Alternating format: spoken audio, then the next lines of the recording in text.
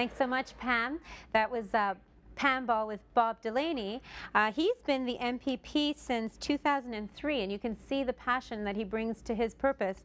He campaigned on the idea that any jurisdiction that has used austerity to prosperity has failed, and that has certainly proved to be the case in his riding and for the Provincial Conservative Party tonight.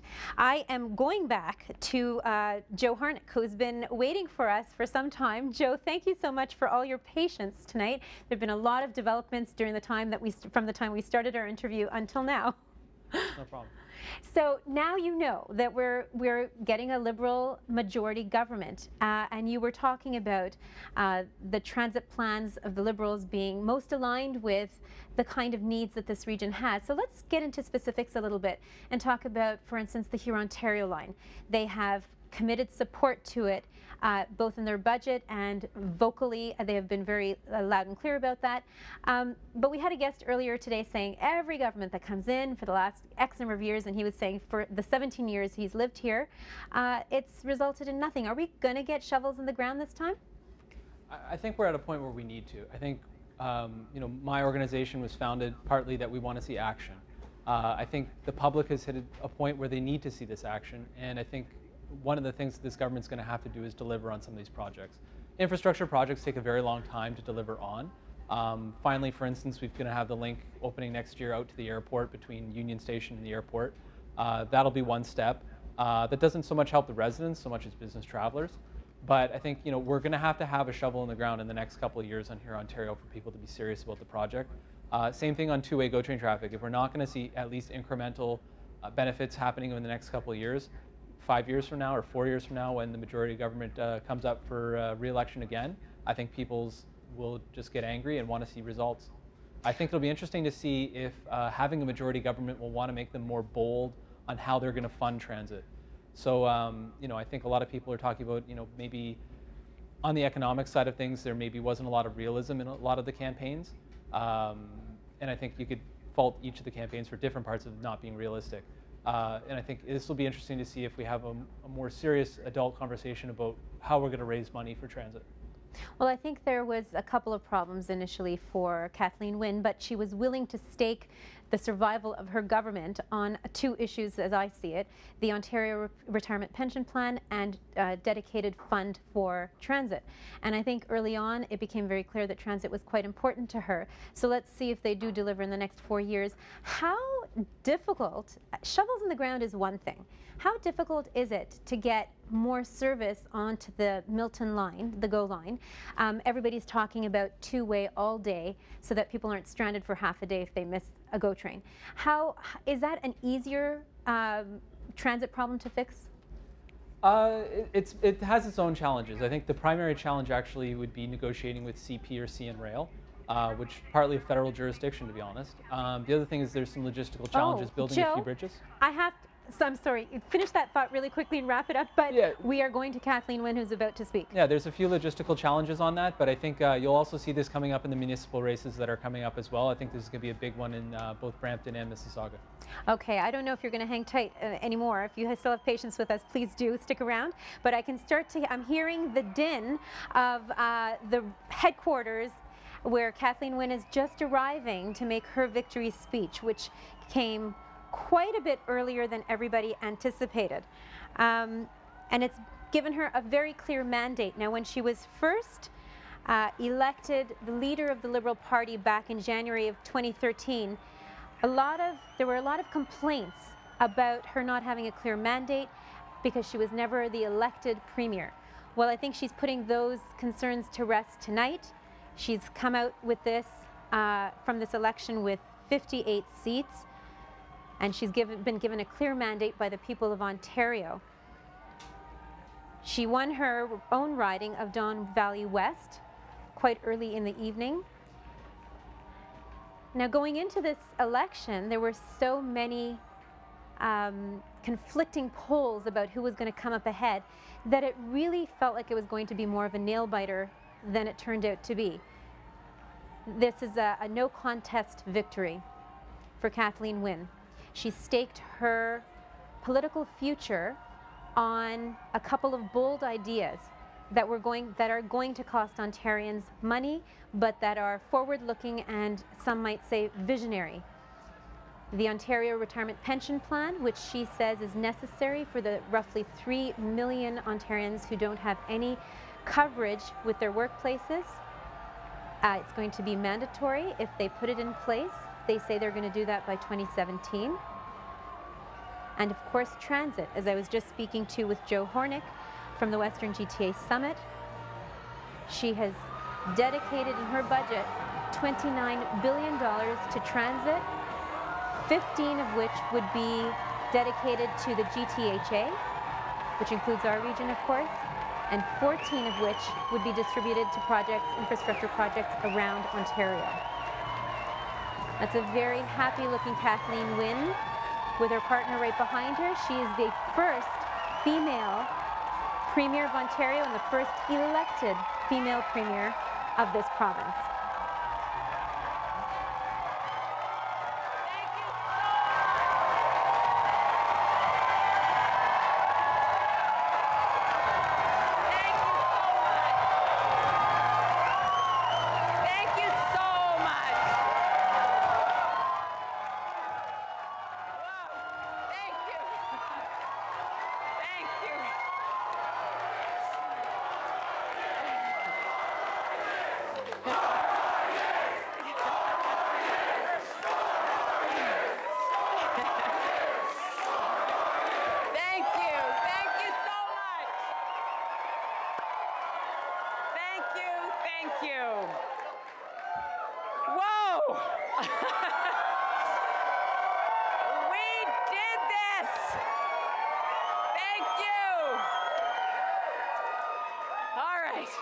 You are amazing. Don,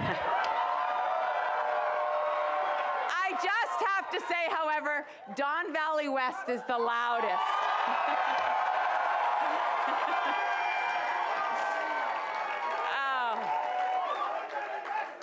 I want to thank you. Thank you. Thank you. Thank you. Thank you. Thank you, Ontario. Thank you, the people of Ontario, for the choice that you made tonight. Thank you. Thank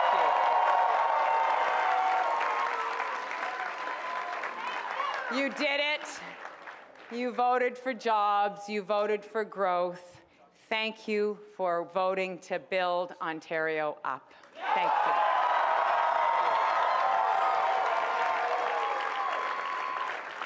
And let me tell you, your government is ready to do exactly that. Build Ontario up. And here's the thing. We are going to build Ontario up for everyone in this province. Everyone. That's right. We're not going to leave anyone behind. We live in one Ontario. Elections aside, we live in one Ontario, and our job is to build this province up for every single person in the province. That's right.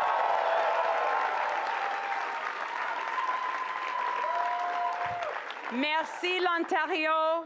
Ce soir, vous avez voté pour les emplois, vous avez voté pour la croissance, vous avez voté pour bâtir l'Ontario.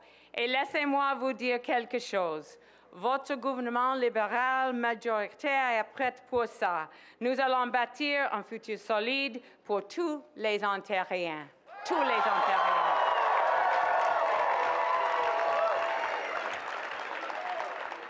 So the election is over, and now all of you, are you glad about that? Are you tired or something? No, no time to be tired. We got work to do. And here's what it is. All of us now in Ontario have to work together to make sure. Hello there. Hi there. We're doing, is that Noah? We're doing this for Noah.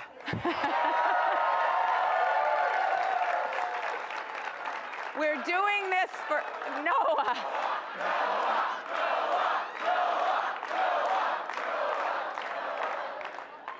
So we're going to all work together.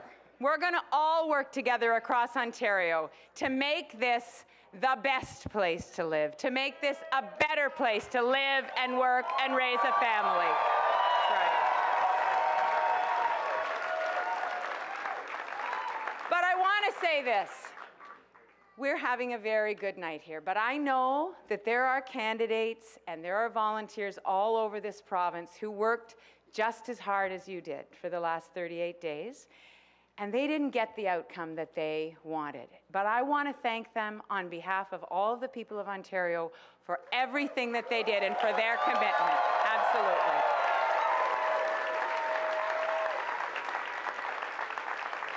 Because we need everyone. We need all hands on deck. We need all hands on deck. Earlier tonight, I spoke with Tim Hudak and I spoke with Andrea Horvath and I congratulated them on a hard-fought campaign. We all took our ideas to the people of the province. That's right.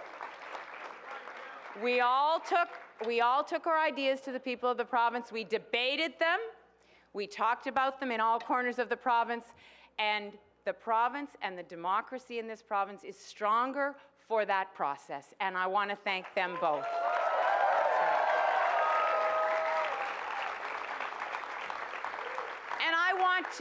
I want to particularly thank Tim Hudak, who has made a decision tonight about his future as the leader.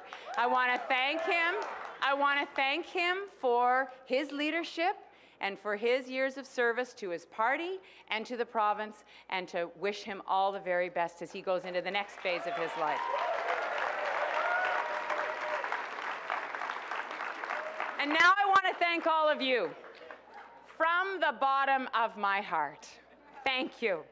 Thank you to all of the voters in Ontario. Thank you so much for this strong mandate. You have put your trust in us, and we will not let you down. We will not.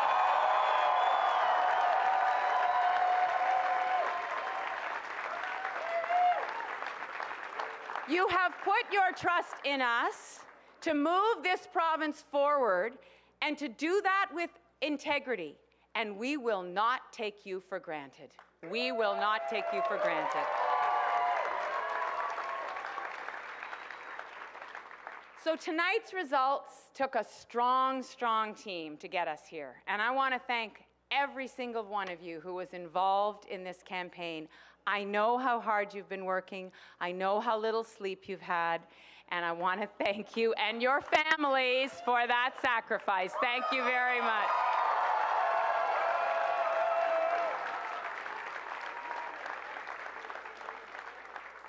And I mean that I'm grateful to every single one of you. There are a few people I need to name because they have been very much at the forefront of this team.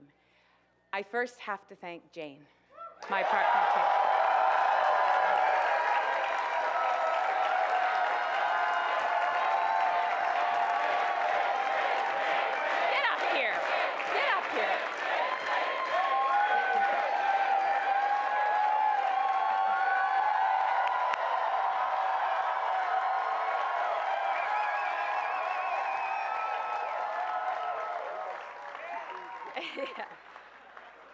Yeah. You can stay. I want to thank my campaign leadership, David Hurley. There he is. Andrew Bevan. Where is he? There he is. Pat Sorbera. There she is. Tom Tian, Leon Corby, and I want to thank my co-chairs, Tim Murphy and Deb Matthews. Thank you so much. And I want to thank Pam Gutteridge for running my Don Valley West campaign. Where is she?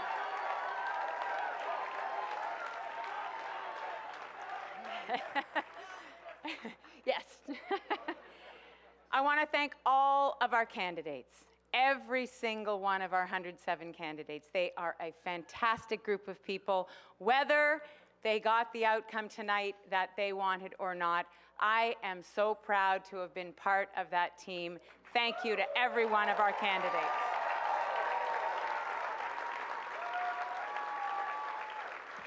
And all of you beautiful volunteers, thank you so much. Your commitment inspires me every single day. Thank you. This victory belongs to all of us, every single one of us.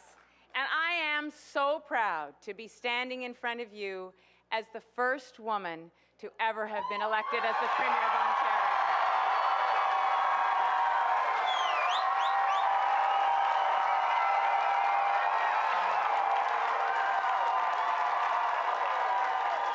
Thank you.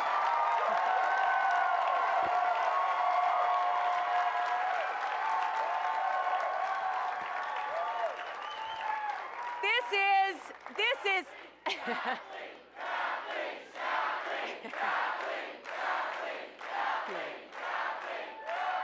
Thank you. This is a beautiful, inclusive place that we live in, Ontario. It is a beautiful place. And I want us every single day to treasure that. I want our kids to feel that as they grow up in our schools and understand what a gift it is to live in a place like this where anyone can be the Premier. It doesn't matter. Anyone can be the Premier. That's right. So that thing I said in my leadership about how Ontarians do not hold prejudice in their hearts, that Ontarians want to be an open and inclusive people, we have so proven that tonight. We have so proven that tonight.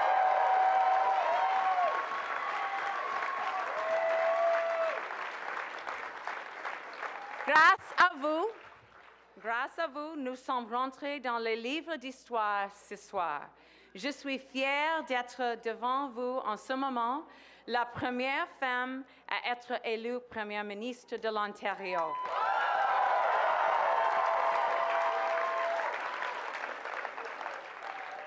I have spent my adult life fighting for the public good, fighting to make life a little bit easier, a bit more fulfilling, better for people.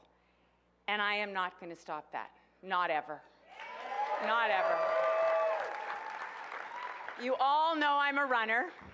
The ad guys are here and they've all shown you that I'm a runner.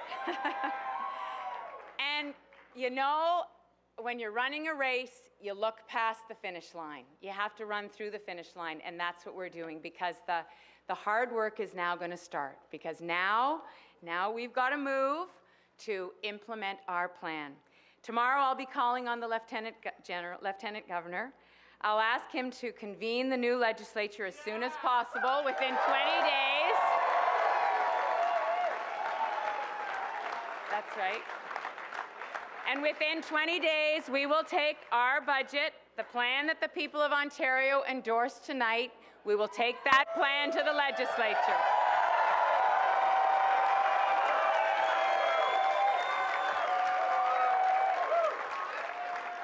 Because the people of Ontario want us to get on with creating good, well-paying jobs. They want us to get on with building the transit and transportation infrastructure that we know we need.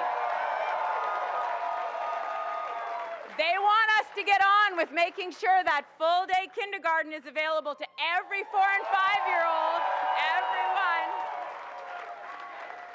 and that anyone who wants to go to university or college or training, that they get 30% off their tuition if they qualify. That's right.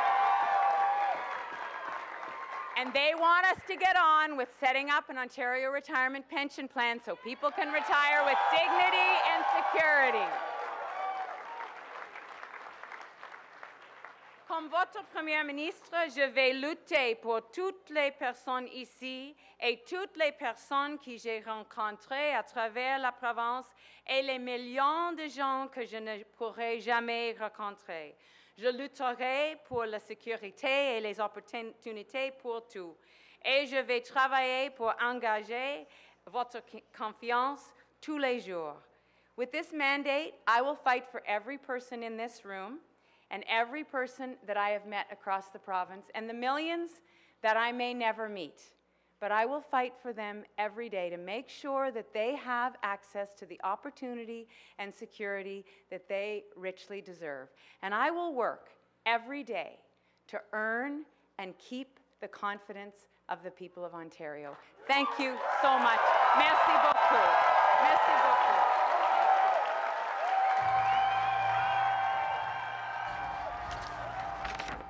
And there we had the victory speech from Kathleen Wynne, the leader of the Liberal Party and the Premier-elect. So she continues another 4 years in her role as Premier of Ontario. Some interesting highlights. She couldn't really wipe the smile off her face, and why would she? She's had a better showing than she could have hoped for going into this election. Some of the things that I think people like about her are the fact that she kind of bounces right off the camera and is real. People can really, can get a sense of the kind of person she is, and they like the spontaneity. So she engaged with some of her, I think there was some youth in the audience, some young people in the audience, and I think I think it was a little kid, Noah, and interacted in the middle of her speech, which is kind of not something typically done by leaders of parties, which makes her, I think, in some ways endearing to the electorate. She talked about that people of Ontario have voted for jobs and growth and building Ontario up, and she said that that is exactly what they will do, and they want to make Ontario the best place to live. We are going to be going to a few victory speeches, and I will save a few more comments about her speech for a little bit later if the chance arises. In the meantime, we are going to have Charles Sousa at some point, so stick with us because we will be speaking to him from his Liberal headquarters in Mississauga South. That's coming up. But right now we're going to Vic Dillon from Brampton West, who is standing by with Sarb Rana. Sarb.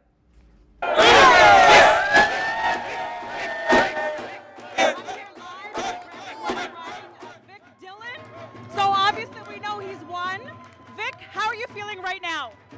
I'm feeling just great to know that the people of Brampton West have chosen a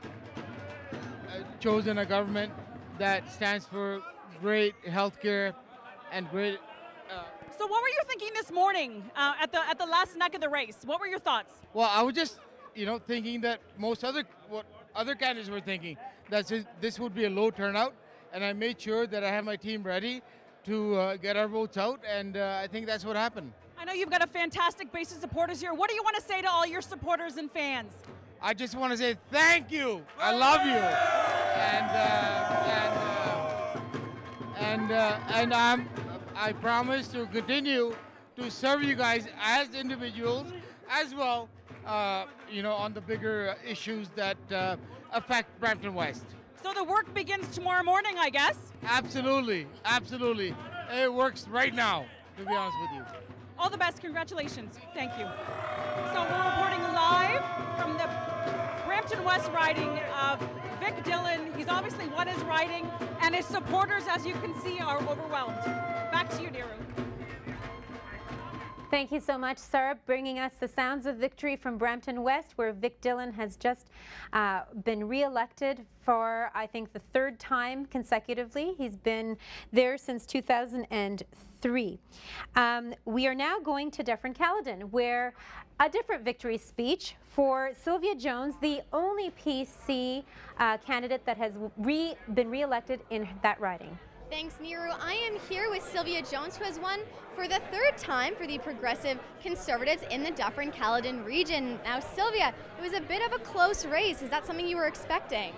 Well, I actually haven't seen the final numbers, so you may know them better than I. I thought there was about a 10% gap, but like I say, I haven't seen the final numbers. It was about that, yes. Yeah. However, your opposing party, the Liberals, they won with a majority. How do you feel about that? Well, it's not good. I mean, without being too glib about it, it's another year older and further in debt. I mean, if the past indication of 11 years of Liberal rule have shown us anything, it's that the Libs love to spend money, and we don't have that money. We're going further into debt. We're racking up operating deficits, so I'm concerned. So this is your third time here. What are some of the core values that you're holding on to in this region? I believe that this election and any election that I've run in as an incumbent are really a job review. So it's really the people of Dufferin-Caledon saying, we like what you've been doing and we want you to continue to serve us at Queen's Park. So that's obviously pretty humbling, and I'm going to keep doing that. And what would you like to say for the people who have been supporting you for so long now? Thank you, thank you, thank you. It means a great deal. Well, congratulations. Again, that was Sylvia Jones. She has won here in Dufferin-Caledon. Back to you, Niru. Thanks so much, Emily. That was Emily Johnson reporting from Dufferin-Caledon, where Sylvia Jones, the only PC candidate to win in the Peel region, was giving her victory speech. Of course, out of the 9 ridings, 7 of them have remained Liberal, 1 of them remained NDP, and the last one was Sylvia Jones, which has remained PC. She's sticking to her PC messaging, of course, in her victory speech, and talking about the problems as they see it with the Liberal Party. I'm going to bring on the 2 guys that have been with me throughout this broadcast, through thick and thin, Michael and Nav. Sorry, Nav. For a second, I wanted to call you Vic because we were just with Vic. So interesting. Thank you, Niru. The last email transmission that Kathleen Wynne said, she said, we've made our case to Ontarians about our positive progress and plan, and we want to move Ontario forward. And well, this moved Ontario forward. Ontario has made their voice said, Nav. $90 million is what this election cost us. The Liberals gain 10 seats, Progressive Conservatives lose 10, and the NDP gain 1. How do you sum that up from a social media standpoint? And obviously, a younger gentleman as yourself, the youth vote, I mean, this does enrich us with the Liberal government. What I'll actually mention is the fact there were social media analysts earlier today that predicted that Kathleen Wynne and the Liberals were going to win based on the popularity that they were seeing with some of the youth interacting with the Liberal Party, as well as the quality of tweets that were actually being posted online. And I think it's a strong statement from Kathleen Wynne's team. And I know a lot of people within my generation, within my age bracket, that were really strong Liberal supporters. And second to that was probably the NDPs that they were really supporting. And them winning just 1 seat definitely speaks volumes, because they were the catalyst that really wanted this election. So I'm not sure if enough can be said regarding why whether or not this was an impactful decision or not. I think messaging is a key here. I mean, we heard the messaging from Tim Huter. We're going to kill 100,000 jobs. We're gonna take it away from union workers. It's going to be teachers, nurses. I mean, you saw the media onslaught. I have to also commend the Liberals on the way that they use the phone. I mean, I received updates. They were active. They were vocal. I mean, ironically, that was one of the assets that Obama used in the United States, definitely. And it's evident here. And I think it kind of just boils down to the kinds of mediums you want to use when attracting a certain demographic. And you talk about the Obama campaign; it was notorious. He's using graffiti artists, he's using various social media to really connect to this audience. And I think the Liberals did an excellent job. The NDP did an excellent job. But I think from a PC standpoint, there were a lot of third-party organizations who weren't affiliated with any parties that were speaking out against what Tim Hudak proposed with his campaign with the Conservatives. And I think that's what really spoke volumes amongst a lot of different internet users, was the fact that you had non-parties getting involved or really voicing their opinions. It's going to be interesting to read the post-mortem as to what went wrong. I mean, you always have to evaluate because you'll learn from your mistakes. The unfortunate reality here is that the PCs have had too many mistakes too many times, it seems.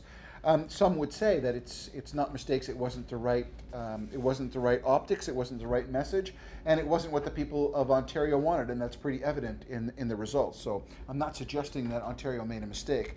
I'm suggesting that the Progressive Conservatives may have to seriously reevaluate the way in which that they present their message. Yeah, and I definitely agree with that. I think overall, especially when you have strong statements amongst your campaign platform and you don't get the results that you necessarily want to get, I think a lot needs to be going back to the drawing board and figure out, you know, what went wrong and how to move forward. And I think, you know, the Liberals from a federal standpoint had a similar type kind of issue, and I think they're in that same boat. And I think, you know, from a provincial standpoint, the Conservatives are definitely going to be looking at that as an option.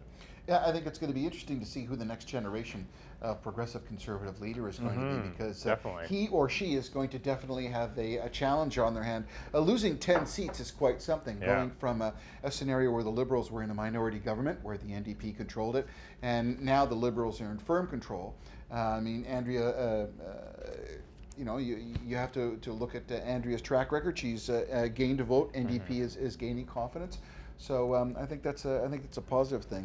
Thank you, Nav. Let's go back to Niru with some more updates. Thanks, Michael. And just for the record, I know you were giving some fashion advice or policing everybody on what they were wearing, and you gave me a hard time earlier too. This is nonpartisan, the colors of my shirt. Just wanted to put it out there so everybody knew. And also, just taking a look down at the results, it looks like the NDP has gone down to 21 and the Liberals have gone up to 59. So let's see how that settles down by the end of the night. A little bit of bouncing around action. So a tiny thing that I thought I'd mention. Okay, we are going to hear another victory speech. We're going to Mississauga, East Cooksville, to Janella Massa, who is talking to the Liberal incumbent Deepika Demerla. Janella, hi Janella. Thanks so much, Niru. I am with Deepika Demerla. She is the Liberal incumbent who has held on to her seat here in Mississauga, East Cooksville.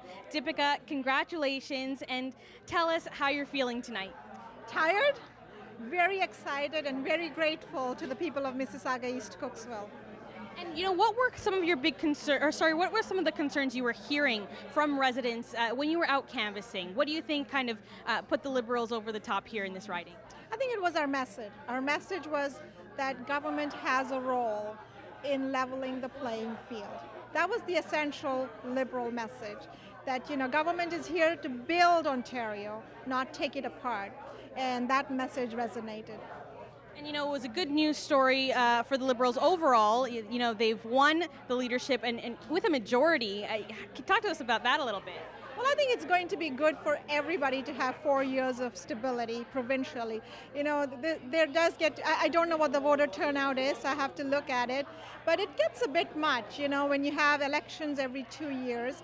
And minority governments, I know that people think about minority governments as, you know, there's differing opinions, but the reality is, with minority government, is that so much of your energy in government is spent just surviving, that it's hard to do and make the changes that you need to make sure Ontario is a strong province. So I think this is good for everybody. And what are you most looking forward to? You know, you've been working in this riding for some time. What are you most looking forward to, I guess, getting back to? Well, you know, there were a few projects that were kind of left half done when the election was called. It was called so suddenly. I'm really, really looking forward to going back and getting them back on the ground. There's one where I'm working with women to help them become entrepreneurs. I really want to get back to that one. I also wanted to say that, you know, I think as a government, the one message that I take is humility. You know, majority government does not mean that, you know, we can do what we want. We have to do what is right for Ontario. We have to do it with respect. I think that has come out very clear. And humility, that's important. Thanks so much, Deepika, and congratulations to you again this evening. So again, a Liberal win here in Mississauga, East Cooksville, and in Ontario. So we're going to send it back to the studio with Niru. Thank you so much for that, Janella. I'm going to continue the conversation that we started with my great panelists here, Nav and Michael. And this time I want them to include me in the conversation so that we can actually have a three-way discussion about some of the interesting things that came out. And before we begin, I thought I would just tell you guys some of the highlights that I thought from Kathleen Wynne's speech, and I wanted to throw these out there and have you guys let me know what you think. So she said, she did give in her speech a really sincere, I thought, thanks to Tim Hudak and to Andrea Horvath that put their ideas to Ontarians, and that the democracy is stronger for that process, which I thought was a great nod to the democratic process and the process of campaigning.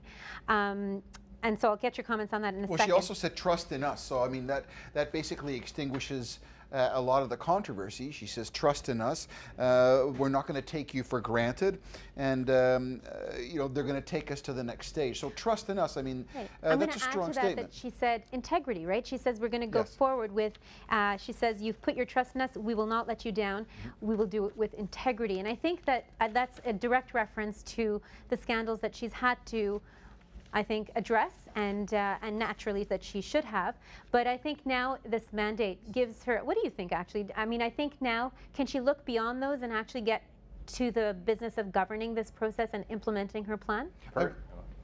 Sorry, I would say there's a lot of people who have had enough with scandals. Would you not? Yeah, like I was going to say, like I think that her performance here with the Liberals is definitely a statement, and I think, you know, she basically proved to everybody that, you know, she can look past these scandals and she can actually deliver a strong campaign. I think overall, this is going to set her up for some very interesting decisions that might have to be made from a provincial standpoint. But I think a lot of the stigma, I think, that was associated with her coming in, I think will disappear. Well, one of the positive things, she said 20 days.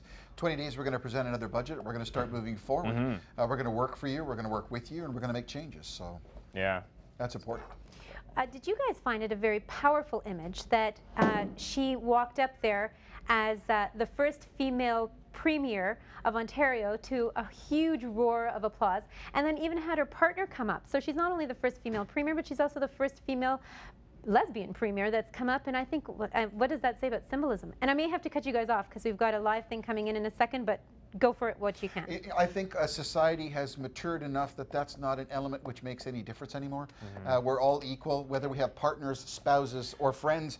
It makes no difference anymore. But I do applaud the fact that we have come that far, and we continue to do that. So I look upon that as not as revolutionary. I definitely have to agree with Michael there. I think overall we've gone past anything that's been, you know, stigmatized when it comes to just what she kind of brought to the table. And I think overall it just kind of showed how strong she is as an individual. And I think it's great. You know, I think it's. I think one of the things that I'm hearing from you guys is that this is the new normal, which is great. Yeah, exactly. I'm going to have to get you guys to hold on. We'll be back with you guys in a second. But right now we're going live to Charles Sousa's headquarters, the Liberal campaign headquarters for Charles Sousa.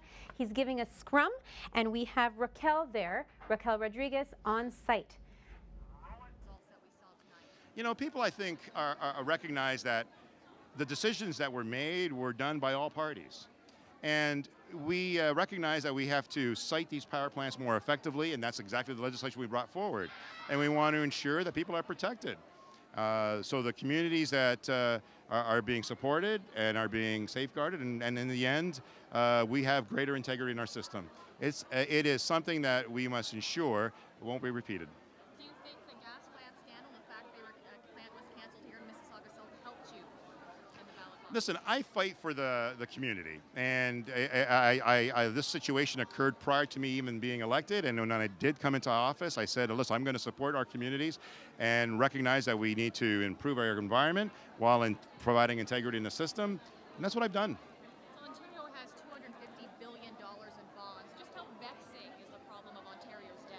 So Ontario's debt is, Ontario is the largest subnational jurisdiction in the world that borrows, but you have to take it into consideration based on our economy. And it's our debt to GDP that really matters. It's the ability to service that debt. And Ontario stands at around 38, 39%. Canada's around 36, 37%. So our fundamentals are strong. We can do this. But it's not about borrowing for your operating. It's about borrowing for those capital investments that's going to provide positive returns and makes us more competitive. That's what we're talking about. That's what grows the economy. That's what protects the interests of our future. And that's what we're doing. And just finally, sorry.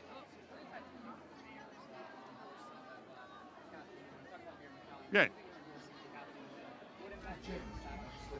Well, her most recent letter was very detailed, indicating exactly some of the risks that are involved with the downloading effects, the impacts it would have on our economy, recognizing that we have to take a balanced approach. We can't take extreme measures that puts our economy in harm's way, or worse, puts people in harm's way. And I think that's the message she was trying to get across. And of course, our government will work cooperatively and with the municipalities. We only have one taxpayer, so we're trying to do this in the best interest of them, including, I may add, the federal government. we must ensure that they also recognize that while the municipalities wants their fair share, the province wants it too. So we'll lead and fight for the interests of Ontario and for Canada, ensuring that everybody's at their best. Okay, and without further ado, we're going straight to Jagmeet Singh in Bramley Gore Malton, who is standing by with Radha Taylor. Jagmeet Singh, of course, has been re-elected the only NDP candidate in the region of Peel. Radha, over to you. Back here with Jagmeet Singh. He has just been re-elected for the Bramley Gore Malton riding with the NDP party. Jagmeet, how does it feel to be re-elected, the first NDP member re-elected in a 905 area code? It's phenomenal. It's overwhelming. I'm ecstatic. There's been so much love that the community has showed me, and really this isn't my victory, this is the community's victory. We've shown that we made history in 2011 when we elected the first ever NDP MPP in the Peel region in the history of Canada, and today we made history again when we re-elected for the first time ever another NDP MPP in the Peel region. I feel so overwhelmed with all the love. You must feel so much more relaxed right now, don't you? It is a great feeling that the campaign is over now. It's been a very amazing journey, but I'm glad now that we've come to this beautiful fruition. Something different that you've done than a lot of other candidates have is that you've been able to mobilize the youth, and it's very obvious right now. Why do you think this was special to you, and how do you think you managed to do it? One of the things that was so unique about our campaign was the youth, and what we did is we made sure the youth felt that they had a voice, that they were respected, and they were engaged in a meaningful way. And the results are before you. We have one of the most engaged youth populations probably in Ontario, but it's a great honor to be able to be a part of a journey where we engage so many new people. Final thought, what's going to be the first thing you want to target head on right when you get back to Queen's Park? Well, one of the major issues in this riding is auto insurance, so I'm going to do my best to continue that fight for fairness. Great. Congratulations. This is Jagmeet Singh with the NDP party in the Bramley Gore Malton riding. Congratulations once again. We look forward to seeing you at Queen's Park. Thank you so much. Back to you, Niru. Thanks so much, Radha. We are quickly approaching the end of our broadcast. Nav, thank you very much for all your social media updates. Any final thoughts? Yeah, just quickly, I think the landscape has changed. We've seen a majority government with the Liberals. We've seen more confidence in the NDP, and the PC have definitely lost a lot of support. So it'll be interesting to see where things are going to go from this point on. And Michael A. Charbon, tell us your final thoughts. Change is always good. The people have spoken. We have a firm commitment from our people. We have engaged our government. We will lead the next day to a new place. We will change the leadership in the Progressive Conservatives, and we will support Kathleen Wynne as Ontario moves forward. So it is a good night because we made a decision. Thank you very much, Michael and Nav. It's been quite a night here for us. It was what was supposed to be a tight race. We had no idea going in how it was going to play out, but now we know it. The Ontario Liberals will be leading us in the next 41st Ontario Parliament. From all of us here at Rogers TV, we'd like to thank you for joining us for a special live edition for the election night coverage. I'm Niru Kumar. Thank you again, and good night.